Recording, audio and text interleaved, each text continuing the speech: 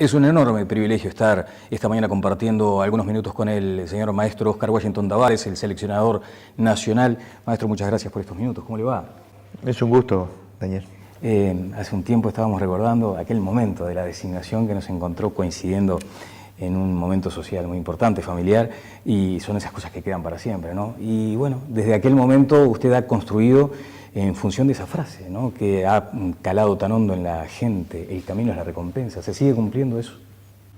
Bueno, sí, ese camino va para 8 años, dentro de un mes se van a cumplir los 8 años de que empezó todo. Y bueno, todo lo que hemos hecho y sobre todo las expectativas que tenemos para lo que viene están apoyadas en ese recorrido, en la experiencia que hemos ganado junto a los futbolistas que han participado de todo este proceso. Y siempre creemos que esto es así. De todo lo que ocurra se pueden sacar enseñanzas, de lo positivo y de lo negativo. Claro, una frase que trascendió lo deportivo además, ¿no? Se fue del complejo Uruguay Celeste y abarcó todos los ámbitos empresariales, educativos. Bueno, les cuento algo que puede ser una novedad. Ayer recibí un mail de un amigo de Tato López, que anda por allá dando vueltas. Él muchas veces va a recorrer el mundo. Tenía planificado ir a Etiopía, pero tuvo un problema en la visa, se va para Nueva Zelanda. Pero me dijo: agarrate de la silla antes de leer esto. Estuve en Kimberley. Y fue a ver a la señora que me regaló aquel libro en donde me puso algo que: The journey is the reward, o sea, el día a día es la recompensa. Algo que me vino a la mente cuando me dieron un micrófono aquella vez en el Palacio Legislativo y lo dije públicamente. Pero es un poco así, ¿no? Hay que estar convencido de lo que hay que hacer, hacerlo, y eso realmente, el hacer lo que uno considera correcto, más allá de las vicisitudes y de las circunstancias, me parece que es lo importante. Después, los resultados premiarán o no ese recorrido, pero muchas veces hay que saber sufrir un poquito, no querérsela demasiado cuando las cosas van demasiado bien. Entonces uno al camino también le tiene que poner algo. Y es verdad, trascendió y además se toma hoy como casi que como un leitmotiv para los emprendimientos, como decíamos, ¿no? A veces ha dado charlas además, ¿no?, en organizaciones importantes. Sí. Inclusive hay muchos trabajos que se hacen a nivel de niñez y de juventud, que están basados no solo en esas palabras, sino en toda la experiencia que ha pasado este grupo, ¿no? Si quiere, después nos detenemos un minuto en el tema de educación, por ejemplo, en su condición de maestro. ¿Con qué denominación se siente más cómodo? Ya aquello de seleccionador parece que fue quedando relegado. Hoy se necesita, no sé si un seleccionador, pero además que contenga un grupo, ¿no? Un grupo tan selecto, por otra parte. Y bueno, yo creo que hay tendencias en el fútbol de estos días, y sobre todo en las grandes ligas, los grandes equipos tienen equipos de trabajo. El entrenador cada vez más es un supervisor de los trabajos, tiene participación directa en campo, pero en aquellos aspectos que son esenciales, que tienen que ver con su estrategia de juego, su concepto de la estrategia de juego, lo que le quiere transmitir al grupo. Pero hay una serie muy grande de otros trabajos que lo desarrollan los colaboradores, los integrantes del cuerpo técnico, entendido de una manera muy amplia, ¿no? Y eso también se traslada a las selecciones nacionales. Creo que en este momento un entrenador de una selección nacional tiene que dedicarse a un abanico de cosas que no solo tienen que ver con su trabajo en el campo, sino con el relacionamiento con los futbolistas, con el significado que tiene una selección nacional para un país y la identidad de ese país, y después con aspectos que hacen a otros ámbitos, al fútbol empresa,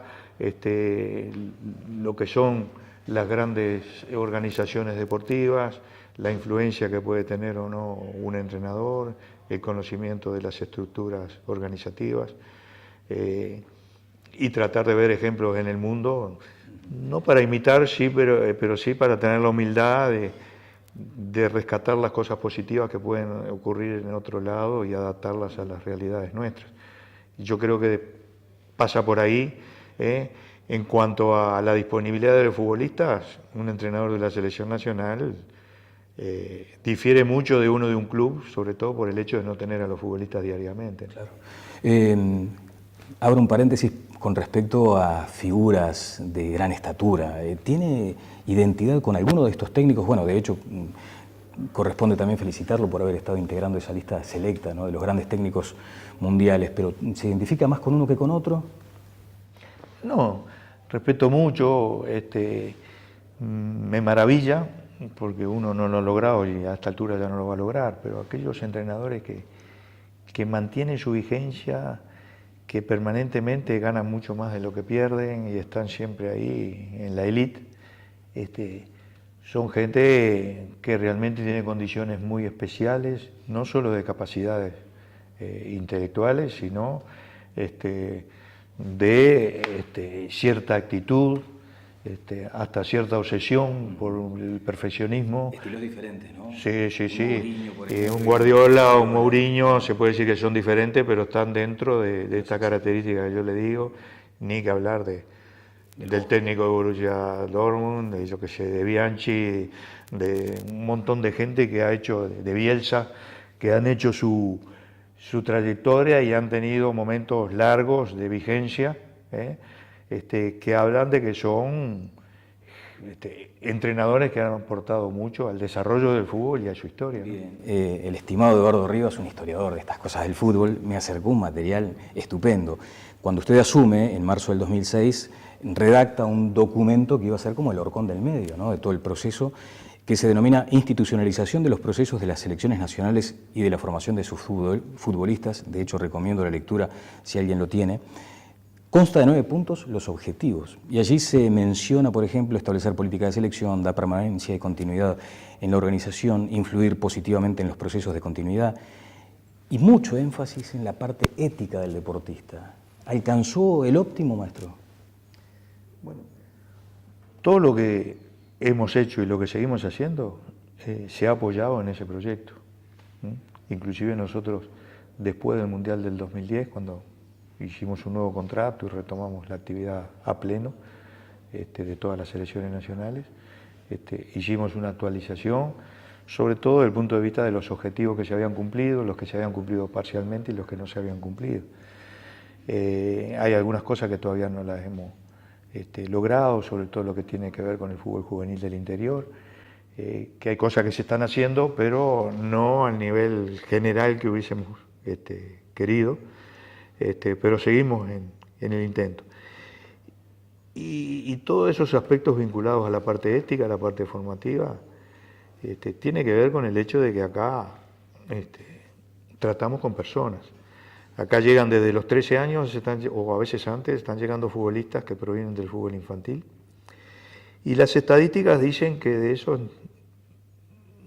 esa cantidad de niños que hacen baby fútbol en Uruguay, o que juegan el fútbol infantil, que son más o menos 60.000 por año, solo el 0,14% tiene, a través de su desarrollo futbolístico, la oportunidad, por ejemplo, de tener un pase a Europa que se considera un parámetro objetivo de salto social, digamos, o de consolidación a nivel profesional. ¿Cómo se administra la frustración de la gran mayoría?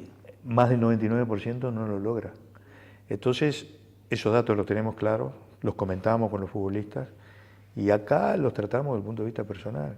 Como es muy difícil, más allá de que los entrenadores trabajan para ir descubriendo talentos, acercarlos a la selección, es muy difícil saber quién va a llegar. A veces no la jugamos toda con un chiquilín de 14 años y a los 2 años no colma la expectativa, o a veces al revés, futbolistas que no estaban tanto en los cálculos, que con el correr del tiempo se van afirmando.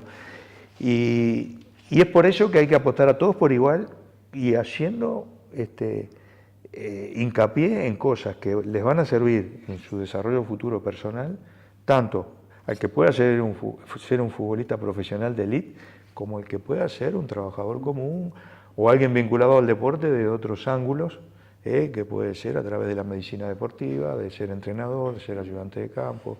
¿Y en qué medida predomina, por ejemplo, el grupo relegando eventualmente algún aspecto de productividad, en el caso de la selección? Y bueno, acá es imposible no contar con resultados. Usted sabe que las grandes organizaciones, y a eso es a lo que uno va y trata de informarse, del fútbol mundial, los grandes equipos, en este caso el Real de Madrid, el Barcelona, el Manchester, son los que están adelante del Bayern Múnich, ahora se está acercando a pasos agigantados.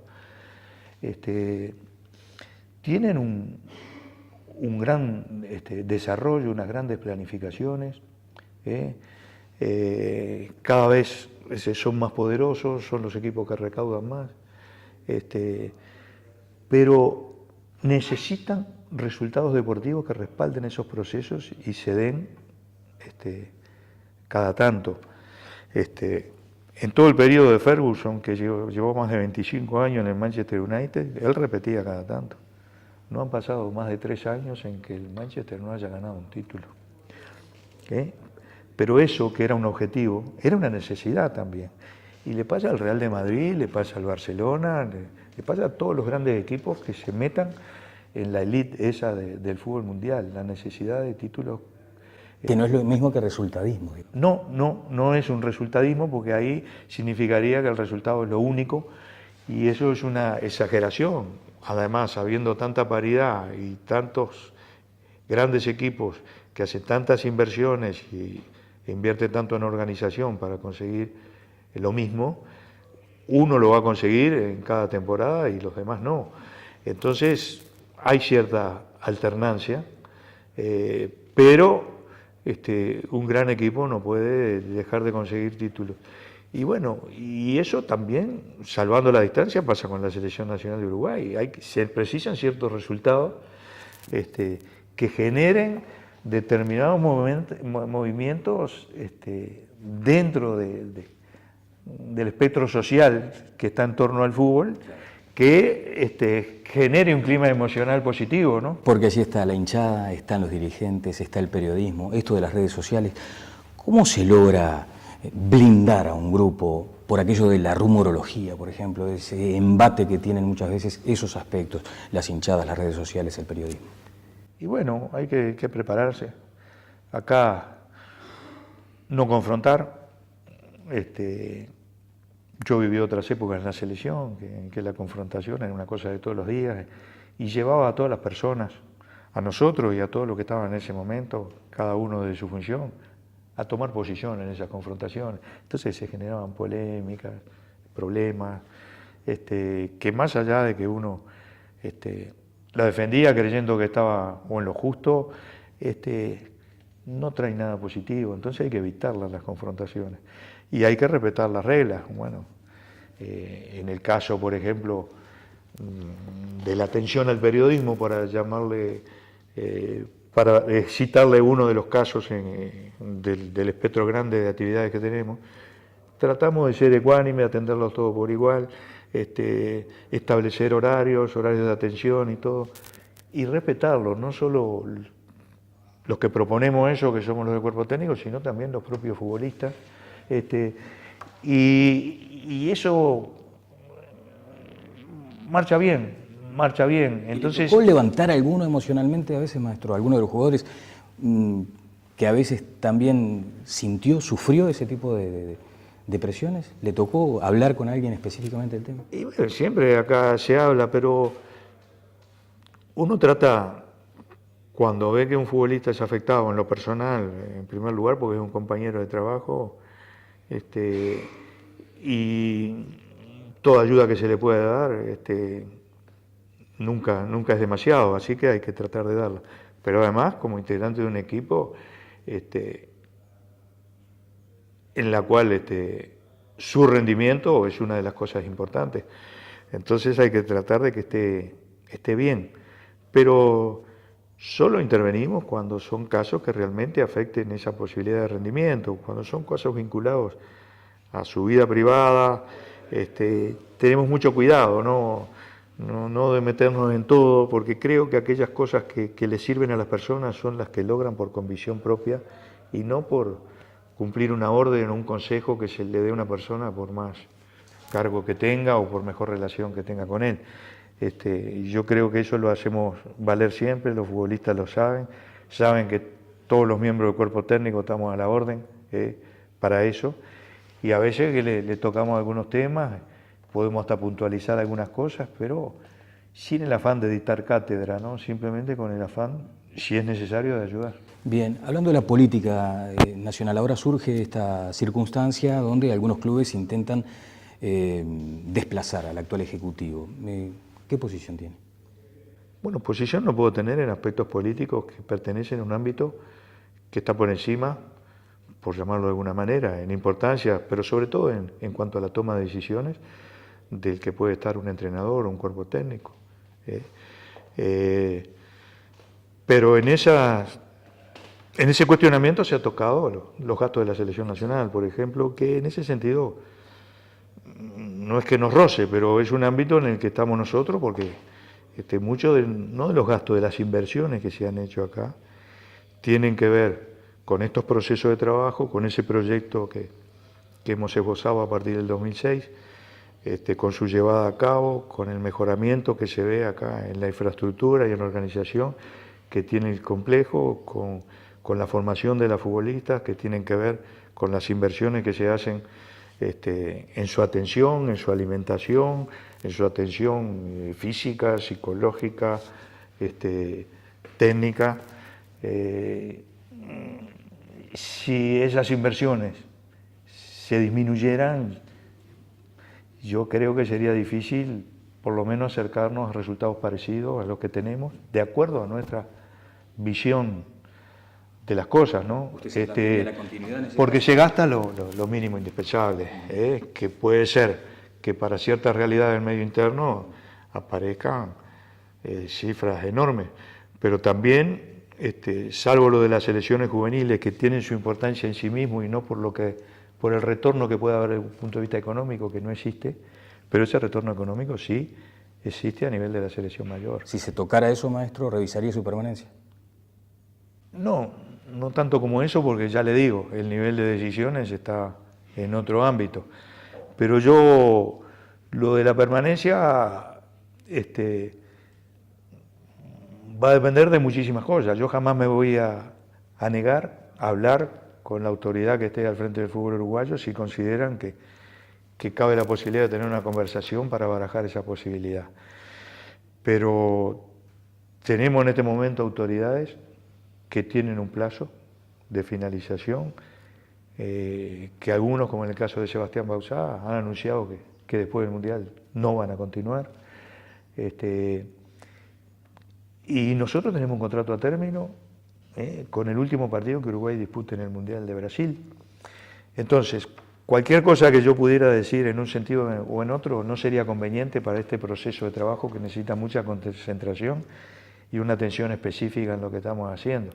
Así que, más allá de decir que yo me siento muy, muy reconocido a todo lo que he vivido, a todo lo que se me ha aportado de esta posibilidad de trabajo desde el punto de vista del crecimiento personal y de la experiencia que uno ha recogido, no puedo dar una respuesta pública en este momento. Está bien. ¿Le ha traído más satisfacciones que tristezas o al revés su afinidad ideológica con el Frente Amplio? Bueno, yo es notorio que he sido votante del Frente Amplio y es lo poco que he hecho saber, porque después he sido muy consciente de lo que significa. Para mí también es una visión muy personal y nadie tiene por qué seguir la misma tesitura, pero en el caso mío yo he tratado de mantener una equidistancia, de no hablar de esas cosas, de no hacer proselitismo mientras sea entrenador de la selección, ni siquiera meterme en temáticas. A veces me preguntan sobre la educación y puedo decir algo, pero no confrontar con ideas que andan por ahí, que muchas veces son divergentes, y volcarme hacia una, porque ahí estaría ya hiriendo sensibilidades y me parece innecesario, que no afecta a nada, en nada, vamos a decir, el trabajo que estoy haciendo, ni las convicciones que uno puede tener desde el punto de vista ideológico y personal, que de hecho van a ser ejercidas al momento de que uno oficie como ciudadano, al momento de una elección. Claro. Después, en otro momento en que uno esté sin trabajo y las cosas que pueda decir no influyan demasiado en las cosas que uno está haciendo, puede ser que uno las diga, que se sienta más liberado. Pero en este momento yo creo que es parte del compromiso tratar de que esa adhesión tan grande que ha tenido la selección nacional, sobre todo desde el punto de vista de los niños, los adolescentes y la gente joven de este país, no se vea arrosada por cosas que no tienen que ver esencialmente con el fútbol. Bien, nos quedan poquititos minutos para un ping-pong, digamos, pero usted mencionaba la educación, que además es su desvelo personal, o sea, no tiene ni que ver, en este caso, con la fuerza política a la que respalda. ¿Entiende igual que hay camino por transitar, con esa lógica además de la formación en valores que usted aplica aquí mismo? Yo creo que sí, por lo que uno ha visto, por lo que ha leído, porque son temas que a uno le interesan y en la medida que el tiempo lo permita, se interesa por esos temas. Desde hace mucho los grandes políticos o los que se dedican al periodismo político hablan de que en el desarrollo de los países están un paso adelante, un paso importantísimo y crucial, aquellos que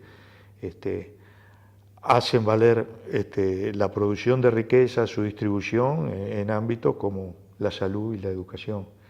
Y uno debe fijarse en eso. No es solo aumentar los ingresos, aumentar el producto, el ingreso per cápita o el Producto Bruto Interno, sino además de la distribución, y además procurar que esos aspectos que están muy vinculados a lo social y a la igualdad de oportunidades y a la población de los países estén contemplados. Y creo que tenemos mucho que transitar, no solo nosotros, sino casi todos los países tercermundistas sobre todo, y algunos del primer mundo que no lo tienen tan así, pero es un camino a recorrer. Desde ese punto de vista no hay ningún tipo de discusión, que siempre el camino que se acerque a esos objetivos es un camino a recorrer. Y no puedo decir más porque si no entro en lo que no quiero. Está bien. Bueno, me imagino mirando los partidos del fin de semana de las grandes ligas con el corazón en la boca, ¿no? Está, bueno, lo de Cavani, ahora la lesión, lo de Luisito Suárez, que está muy expuesto permanentemente. Un comentario de Forlán. ¿Le gustó la decisión de Diego? Sí, porque además de salir de una situación que no era la mejor, porque ya estaba sin jugar en el Inter, había una situación medio indefinida. Esta ida a Japón le permite la oportunidad de ir como imagen de una liga profesional, en base a sus antecedentes personales, profesionales y de acción social.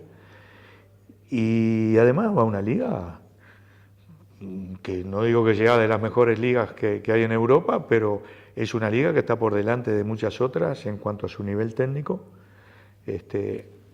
a su nivel organizativo, dentro de un país que lo tengo muy en cuenta para el caso de Forlán, hace un compromiso y una tradición de la atención que le da al extranjero, del respeto que se guarda a las personas que llegan, de su vocación por los trabajos colectivos y a largo plazo, de su sentido de equipo, de pertenencia, de superación de las dificultades. O sea que le va a aportar a la selección. Yo creo que sí, que va a estar mucho mejor, muy mentalizado. Bueno, no, lo de las lesiones le decía, que bueno, es bravo, ¿no? Cruzo los dedos para hablar de lo de Falcao, por ejemplo, que es una tragedia, ¿no? Lo del cruce de los dedos siempre, Daniel, lo tenemos en todos estos 8 años, cada vez que se nos aproximaba un compromiso de eliminatoria, o a veces un partido de fecha FIFA, estábamos pendientes, cuando terminaba una fecha, de que no se lesionaran los jugadores. Y eso es imposible, porque el fútbol se juega cada vez a mayores niveles de intensidad. Cuanto mejores son las ligas, más intenso es todo esto. Están los mejores jugadores. Además del potencial técnico, son jugadores dotados físicamente, los eligen especialmente. Y bueno, y la posibilidad de contacto se existe en este deporte y a veces se produce circunstancialmente. Si uno ve la lesión de Falcao, fue un empujoncito. Y miren lo que termina. Entonces, uno no puede hacer demasiado y tampoco llenarse de pensamientos negativos, no de los que estamos por fuera, sino de los propios futbolistas, porque cuando uno está pensando, el fútbol se juega a nivel intuitivo, ¿eh? Cuando un jugador hace sus movimientos no está pensando lo que tiene que hacer, sino que los hace por su experiencia, naturalmente, es una intuición que tiene en un segundo. Se juega a nivel sensomotriz más que racional. Cuando uno está pensando el movimiento, se descoordina y eso puede afectar o aumentar, mejor dicho, la posibilidad de lesiones a través de la descoordinación. Luis tiene todas esas características y bueno, que lo marcan celosamente y va a seguir existiendo, pero no creo que sea con ninguna intención especial, ¿no? Maestro, muchas gracias y en mi deseo va el de todo el país, que le vaya muy bien. Bueno, muy amable, a las órdenes. El señor maestro Oscar Wellington Tavares, técnico de la selección. Seguimos adelante en Tele Buen Día.